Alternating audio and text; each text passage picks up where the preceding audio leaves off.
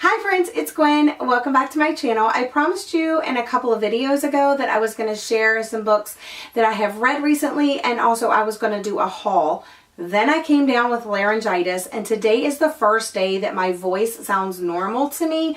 I'm still coughing a lot, last night especially. So like in the mornings and at night, it's like still a little iffy, but I am feeling a lot better. So it took me about a week and a half to get over it.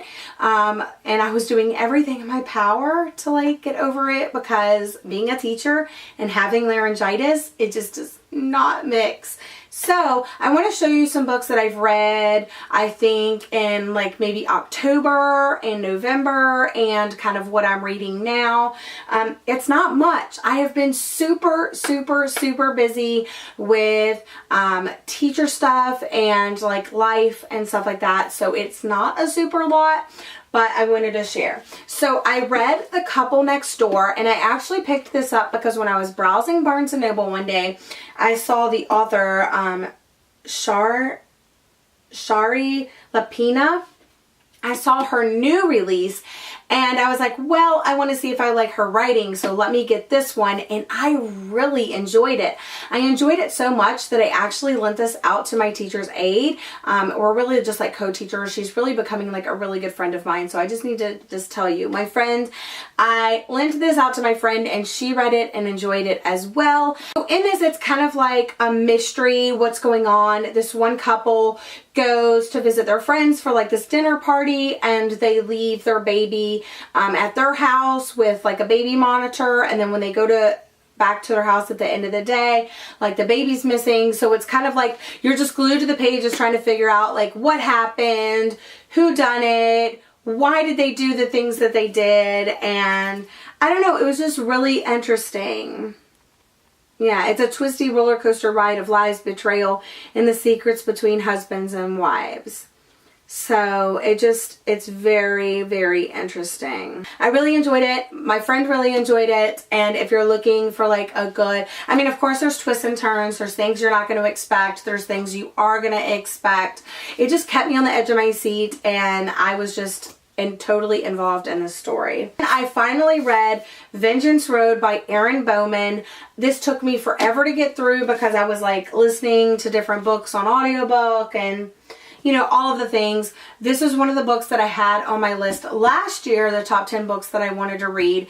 It did not make it last year, so I put it on my list again for this year. Finally read it. Check. It was an overall okay story. I liked it. The writing was very like true to form. Like this is like kind of a Western, and it's set like in those Western times, and the writing fit that. The eyes and just like the vernacular that the characters used like really fit with that. And it took, in the very beginning, I was having a very hard time because I was like, oh my gosh, like why is it like that? But it totally fits with the story. I really liked the characters. The story was pretty interesting, but overall, it just wasn't like a standout for me. It wasn't wonderful. I think there's more books in the series, and I mean, I have to give it up to the artist that created this book cover. I just think it is gorgeous, and I think that if you really like Westerns, then you would enjoy this. But it just, you know, I don't think I'll be continuing on in the series or anything like that. But I will check out Erin Bowman's writing because I think she's a very good writer. Like whatever genre like this, she was writing for a Western. So the writing really fit for that, and I really did enjoy that aspect of it. I just don't really like Westerns, so you know, it wasn't really necessarily for me, but it wasn't bad. It wasn't bad. Then I was really disappointed by First We Were Four. This is a book that I was highly anticipating. Everybody was posting about it on their Instagram. I was seeing it on every book blog I read. Everybody was hauling it. Everybody was like talking about it, but I didn't see any reviews of it. Like that was the thing. I saw a lot of like blog tours, and I saw a lot of pictures, and I saw like this book was just kind of like thrown in my face, and I heard that it was like the best, you know, ever, a haunting modern day folk tale, darkest sense of the word, fantastic, genuine and truly eerie, leaves chills long after the last page. And I just did not feel that way. I thought it was very slow. It's well over 400 pages. It's like 430-ish pages, and I just thought it was too long. It took too long to get into the meat of the story. None of the characters really necessarily stood out for me.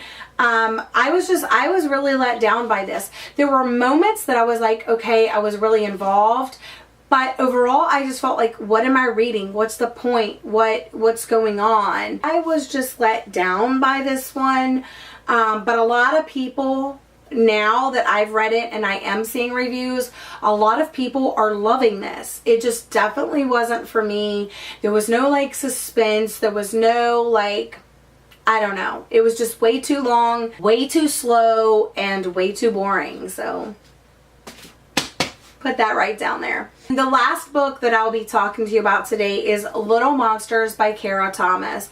This one I listened to on audiobook, and I really did enjoy this one a bit more. This is a great story to read during winter time because where it's set, it's really cold, and I believe it's like around Christmas time or something in the story. It's been a while since I've read this, but it just, that kind of set the mood and the tone for the story, like it being a little bit chilly out. I mean, so if you're snowing and it's like really cold where you live, like this is the time to read this book.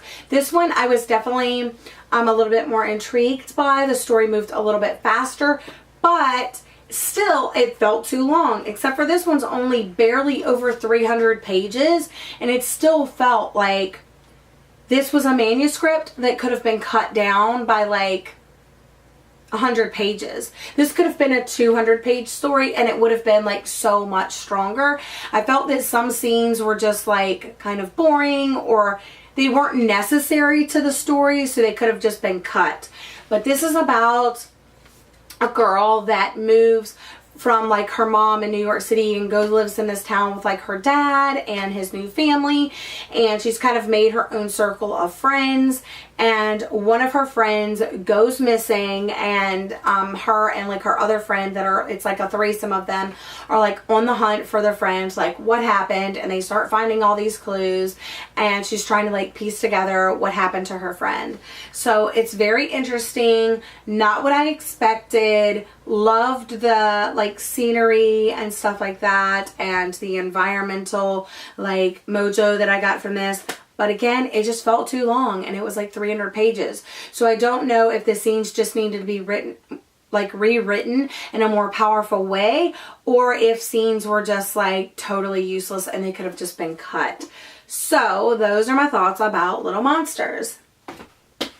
Now, I also did a Friday Reads, Recent Reads video a while back. I think that might have been the last video I posted. Not really sure. But I told you that I was reading Here Lies Daniel Tate. I am still currently reading this. I am on page 264, so I'm slowly making my way through this one. I also started listening to Warcross on audiobook. I got to page 139 on this. I'm really enjoying both of these stories. I have the dust jackets off because that's how I read them. So Here Lies Daniel Tate. This is the one I was listening to in physical, or I was reading in physical form, and this one I was listening to on audio. So what happened is I only had the audiobook for 7 days, and I ran out, like I had to return it, and then by then someone else had got it. So I'm on hold to get it again because I want to like pick up in this. It did start a little slow, like the main storyline, but it's almost like the Hunger Games, as like it's setting up the groundwork to get to know the main character, and now she's going into the games. Like that type of setup is kind of, but it's more of like a futuristic like game, virtual reality game type thing. So it's not like the Hunger Games, but the setup is kind of how you're setting the groundwork. You're talking about the games, then you're getting into the games, like that type of thing. So that's Warcross. Like I said, I am enjoying it. I just need to get the audiobook again. Here Lies Daniel Tate. Very interesting family dynamics. Definitely getting into the meat of the story. Yeah, so I'm really enjoying it. Just, it's slow going. And then since I needed another audiobook, The Book Thief finally is available at my library on audiobook. So I got that. I haven't started it yet, but I'm going to because this is also on my list of books to read this year. So I'm currently working on these 3 books. Here Lies Daniel Tate, War Across, and The Book Thief. But that's all I have for today's video. I know it's a little bit rambly. Maybe I didn't give you too much detail, but I mean, I haven't really read any like new favorite books or fantastic books. So there's that. I hope you enjoyed. I hope you're having a lovely day, and I'll see you again in my next video. Bye!